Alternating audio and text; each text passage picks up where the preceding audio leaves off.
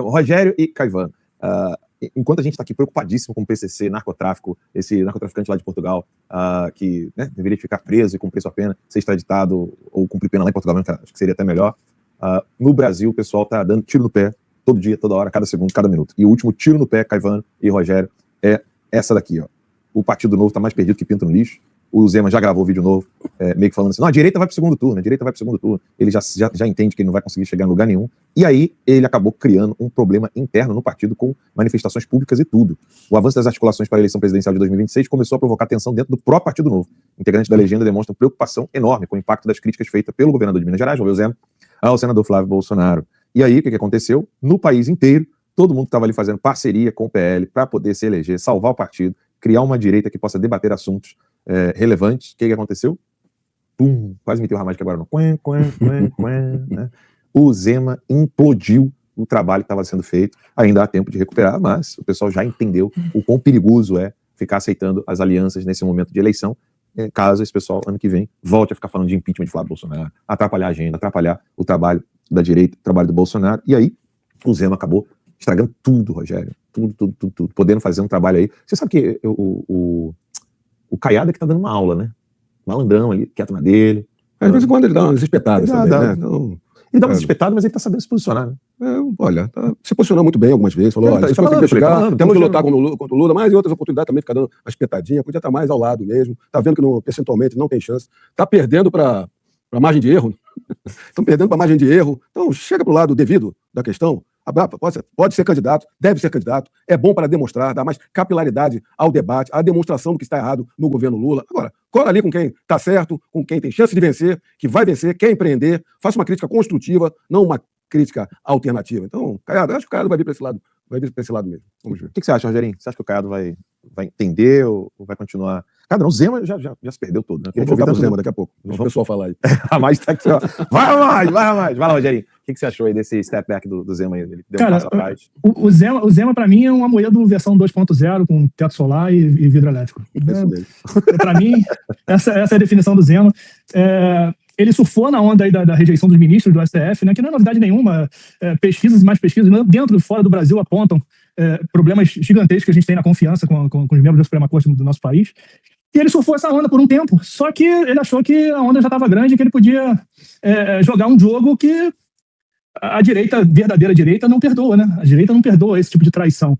E, assim, o fato impressionante foi a velocidade com que ele se posicionou para atacar o Flávio Bolsonaro, que, teoricamente, é um aliado da direita, não sei se da direita que ele tá, mas, enfim. Então, assim, lamentável a situação dele, agora tenta remendar isso daí, dificilmente vai conseguir. E existem diversos integrantes do Partido Novo defendendo até que, se tivesse ainda janela partidária, prazo para sair do Novo, sairiam. E deve acontecer, se não mudar. E que, se essa decisão já não tivesse sido tomada e chancelada, não seria ele candidato do Novo à presidência. Então, assim, tiro no pé mesmo, de bazuca nos dois pés ao mesmo tempo.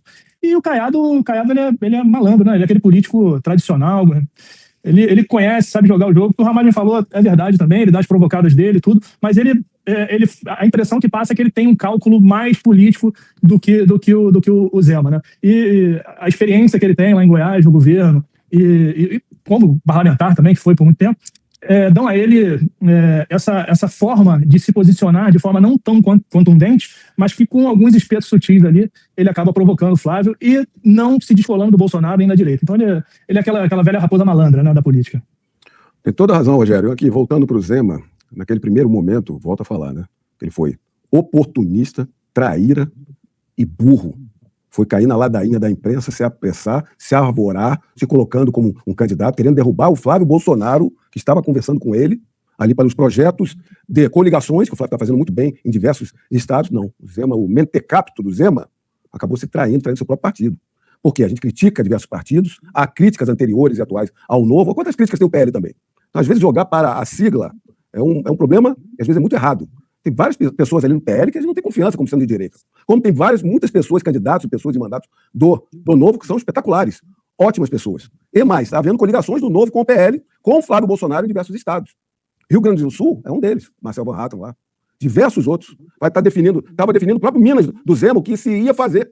Ele perdeu tudo isso. Então comprometeu ao Novo, que está com uma possibilidade da sua própria existência, porque tem que fazer determinado número de deputados federais para se manter como uma legenda em uma determinada quantidade de estados, que eu não tenho o número agora exato, mas tem que se conseguir isso. Então o Zema, quebrando, se colocando contra uma direita que quer vencer contra o PT, está implodindo o próprio Novo. Olha, os pré-candidatos estão aí, são chamados pré-candidatos, que ainda não chegou a verdadeira tempo de campanha.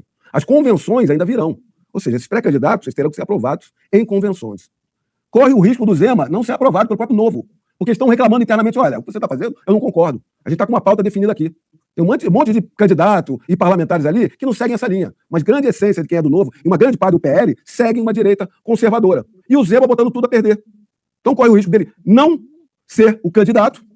E como eu falei naquele primeiro dia, quando eu mostrei ali oportunista, traíra e burro, as opções para ele são derreter ou, ao final, pedir desculpas.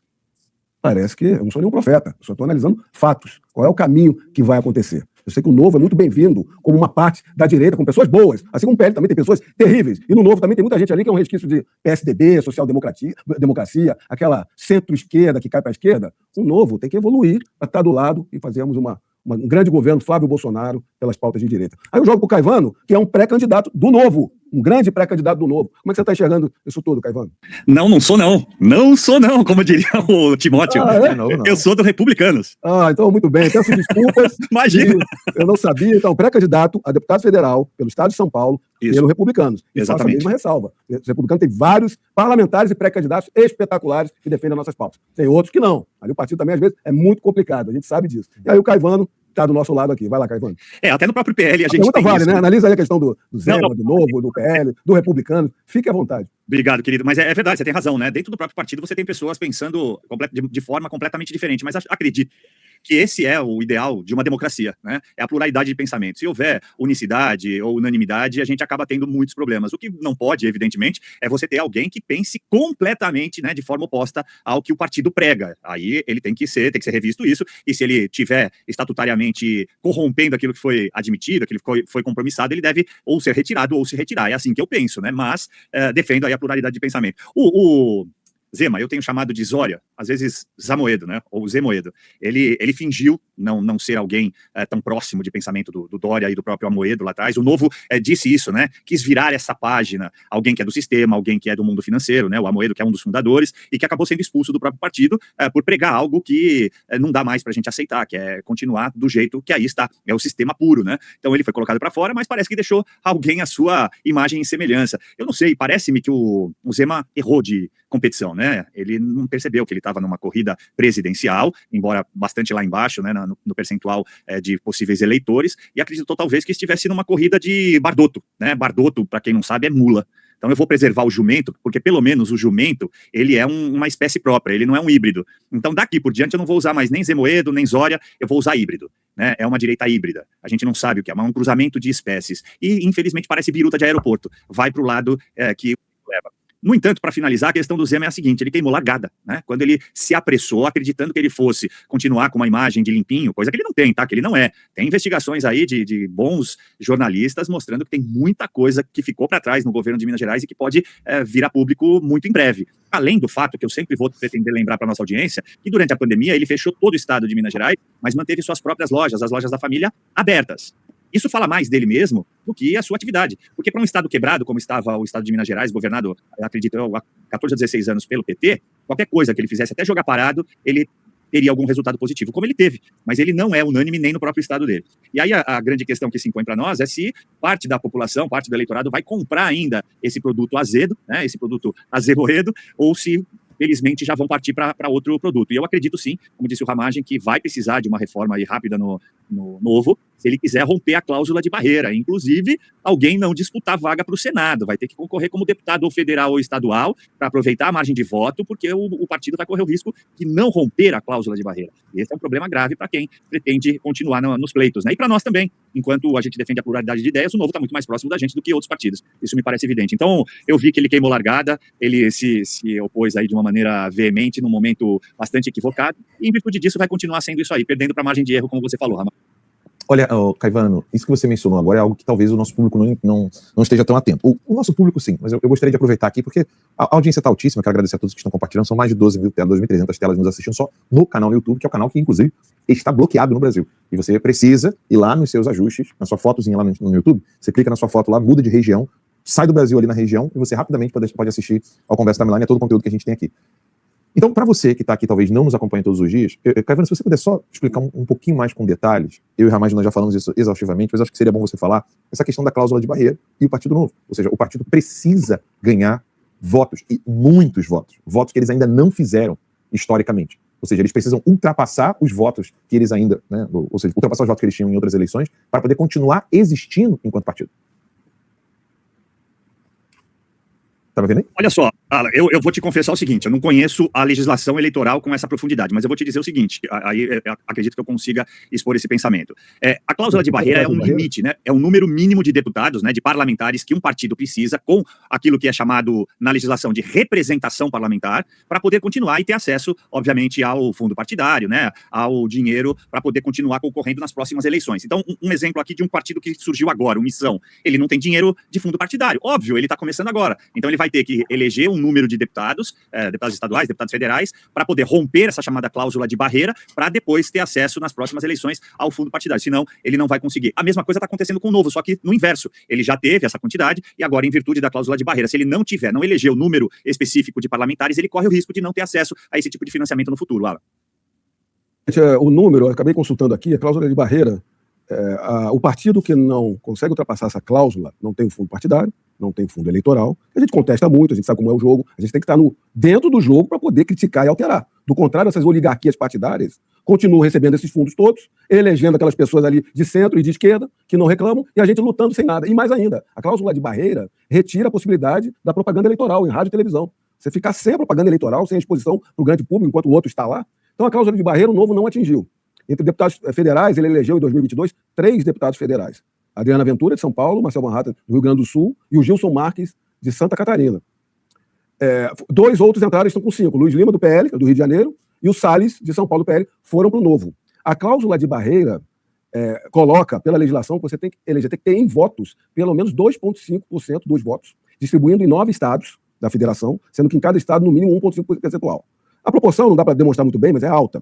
E o outro critério um ou outro que é mais fácil de compreensão, 13 deputados federais, dividido em 9 estados diferentes.